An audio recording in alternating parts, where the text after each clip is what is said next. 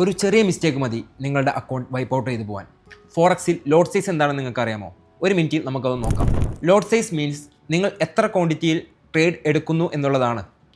ഫോറക്സിൽ mainly 3 type ലോട്ട് size ആണുള്ളത്: standard ലോട്ട്, mini ലോട്ട്, micro ലോട്ട്. ഒന്നാമത്തെയാണ് standard ലോട്ട്. Standard ലോട്ട് എന്ന് പറയുന്നത് 1 ലോട്ടാണ്, അതായത് 1,00,000 യൂണിറ്റ്. ഇത് ഭയങ്കര റിസ്ക്കുമാണ്, ബിഗിനേഴ്സിന് നമ്മൾ റെക്കമെൻഡ് ചെയ്യാത്ത ഒരു ലോട്ട് സൈസാണ്. അടുത്തതാണ് മിനി ലോട്ട്. മിനി ലോട്ട് എന്ന് പറയുന്നത് 0.1 ലോട്ടാണ്, അഥവാ 10,000 യൂണിറ്റ്സ്. ഇതിന് റിസ്ക് കുറവുമാണ്, അതുപോലെ തന്നെ കൺട്രോൾഡ് ട്രേഡിങ്ങുമാണ്.